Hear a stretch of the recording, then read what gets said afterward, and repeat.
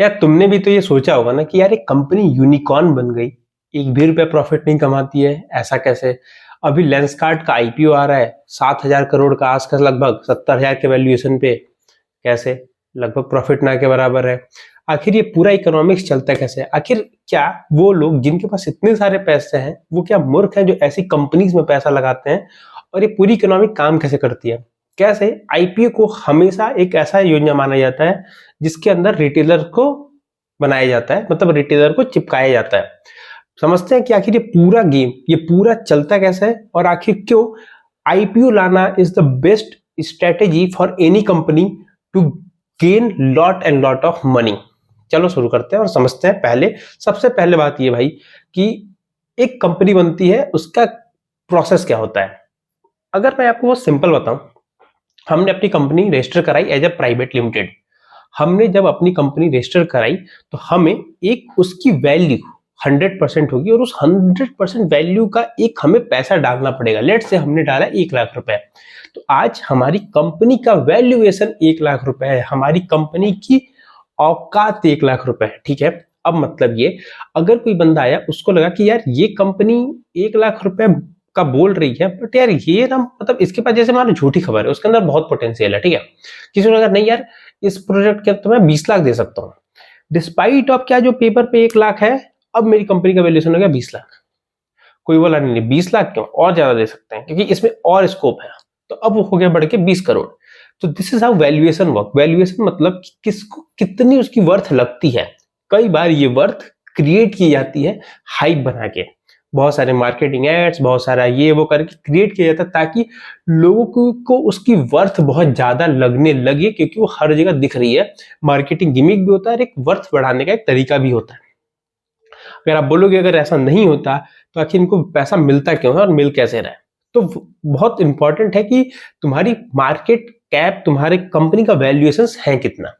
ठीक है, अभी आगे आता है। इस पूरे वीडियो में मैं बहुत टेक्निकली डिटेल में नहीं जाऊंगा, because I am not a CA first of all. दूसरे कि मैं तुमको बता रहा हूं कि why these people making fool to Indians.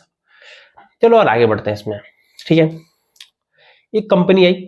अब एक कंपनी ने स्टार्ट किया, उसका 100% ही शेयर था। भाई तुम जब स्टार्ट करते हो तो तुम्हारे पास कुछ नहीं है। भाई तुम जॉब भी कर रहे थे तो कितने पैसे होंगे तुम्हारे पास? बहुत हो, 10 लाख 15 लाख रुपया होगा। और 10-15 लाख तुम फूकने बैठोगे तो खत्म, एक दिन में, एक वीक में, एक महीने में, बहुत easily. Then you need a money. Why you need money? First to build your infrastructures, to improve your operationals and sales marketing. ये तीन चीजें हुई तो तुम्हारा काम चल जाएगा। अब इंफ्रास्ट्रक्चर में टेक इंफ्रास्ट्रक्चर हो सकता है, अगर तुम्हारा कुछ और फिजिकल प्रोडक्ट है तो उसके लिए इंफ्रास्ट्रक्चर, मशीनें बिठाना, और 50 चीजें हो सकती हैं। उसके बाद से तुमको डिलीवरी है, सप्लाई चेन है, ये सब फिक्स करना है, फिर तुम्हारा सेल्स मार्केटिंग आता है। तो how you will handle it? You will handle with the money, but you don't have money, so what you do? You go to any investor and ask कि भैया मेरे को कंपनी में चाहिए पैसे। बोलते तुम्हारे पास कितना है? लेट से मेरे पास है अभी 100%। मैं जाऊंगा तो बोलूंगा 100, तो कितना की वैल्यूएशन है? तो लेट से मैंने बोला कि यार अभी वैल्यूएशन हमारे से 20 लाख रुपए है। 20 लाख के वैल्यूएशन पे उसने 10% 2 लाख रुपए में दिए। मतलब this is how math works.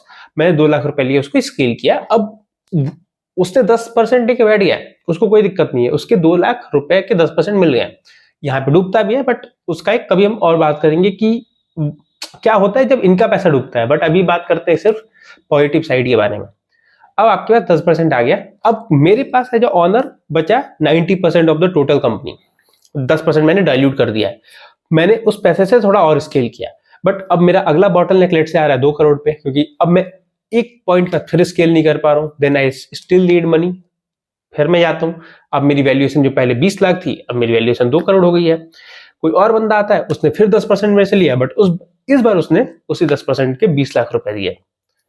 ठीक है, बट अब दिमाग में रखना इस वाले बंदे का, जिसके पास पहले 2 लाख में 10% था, उसके पास पहले कितने सस्ते शेयर थे, अब इसकी वैल्यू कहां पड़ गई? जो उसने कुछ दिन पहले 2 लाख में लिए थे, तो सेम चीज की वैल्यू अब हो गई है 20 लाख रुपए।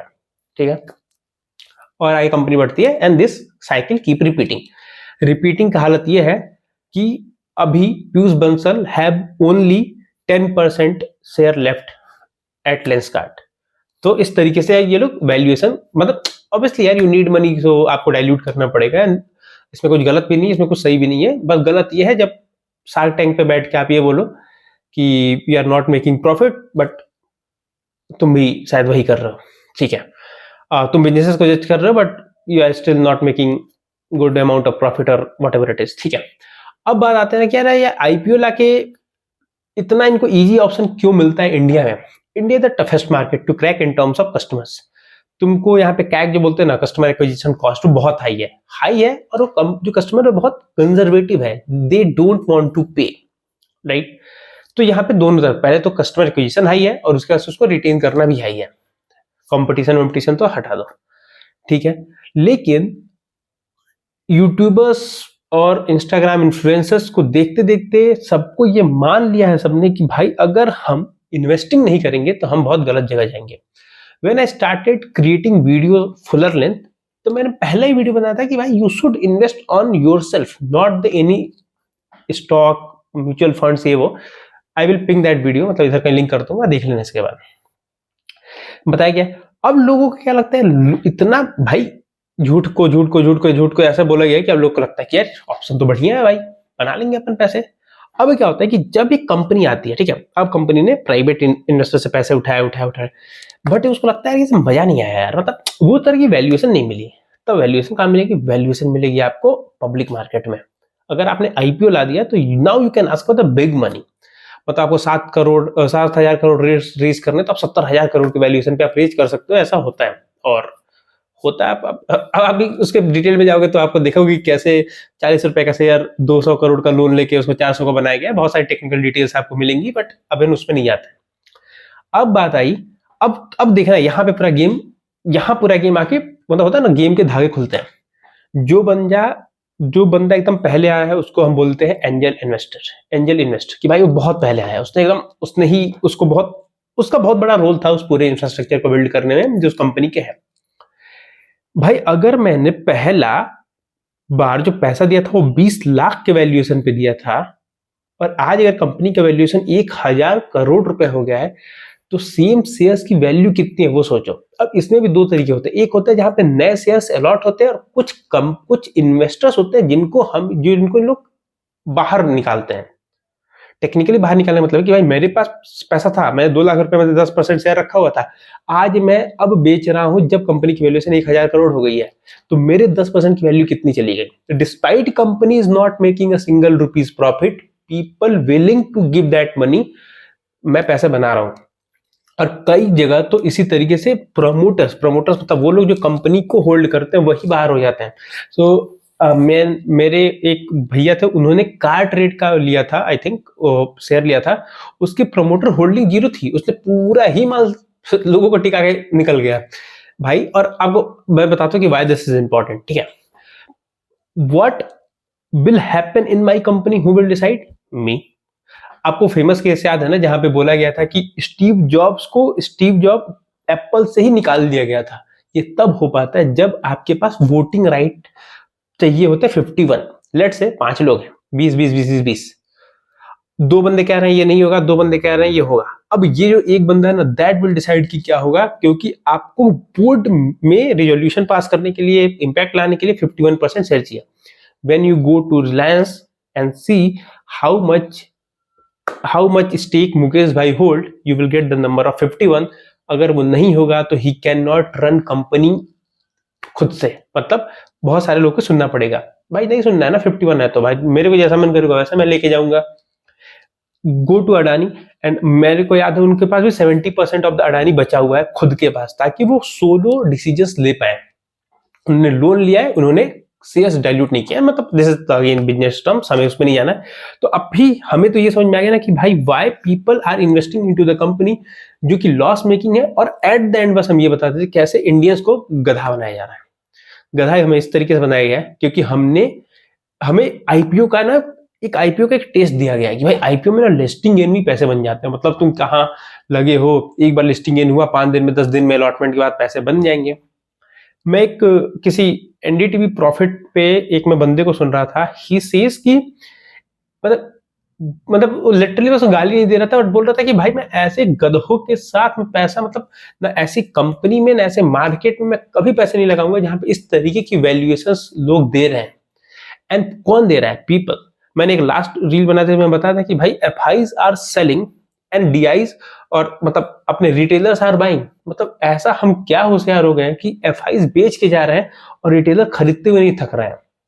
This are the core marketing, मतलब स्टॉक मार्केट टर्म्स, खरीदना बेचना। If you know you know, if you don't know समझ, कभी बात करेंगे इस बारे में। बट समझो ना यार कि समझो एक चीज, एक प्रॉपर्टी है, ठीक है, एक प्रॉपर्टी बहुत अच्छी है, आपको लग रहा है यार क्या बढ़िया प्रॉपर्टी है, और उसका जो मालिक है वो बेच के जा रहा है और लोग, जो लोकल लोग हैं वो खरीद रहे हैं।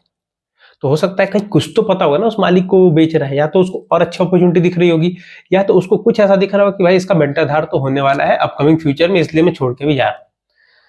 सो this is how people are making fool. I can't say कि फूल, बट भाई लोगों को लालच बेचा जा रहा है, लोग लालच खरीद रहे हैं। This is how simple economic works. उनको कहा जा रहा है कि देखो कितना बढ़िया डील दे रहे हैं, ले लो। लोग को लग रहा है कि यार लेंस कार्ड का प्रोडक्ट तो बढ़िया है। हाँ, हमें पता है कि प्रोडक्ट के बाद ही शेयर्स लेने होते हैं, बट तब तक वैल्यूएशंस का ये वाला कॉन्सेप्ट नहीं आया था, तब तक टेक कंपनीज, टेक एनवायरनमेंट नहीं आया था। जब आप बात करते हो डीमार्ट की, जब आप बात करते हो कोलगेट की, जब आप बात करते हो HUL की, डाबर की, वहां पे सिनेरियो डिफरेंट है। बर्जर पेंटिसियन में यहाँ पे सिनेरियो डिफरेंट है, IRCTC में डिफरेंट है, लेंसकार्ट, पेटीएम, कार्ड ट्रेड, ऐसी कंपनीज का पूरा सिनेरियो डिफरेंट है। तो इफ यू आर इन्वेस्टिंग, भाई try to consult with some person who is already SEBI registered. मतलब किसी लेम बंदे की बात तो मत सुन लेना यार, मतलब कोई भी एक्सपर्ट भी आके बोल रहा है मत सुनना। Your money and you are the responsible. And देखते हैं कैसे अनफोल्ड होता है। Bye, hope you like the video and thank for the support जो आपने प्रशांत किशोर वाला वीडियो दिया। If you haven't watch till now and just adding right here और देयर, वॉच इट। बाय।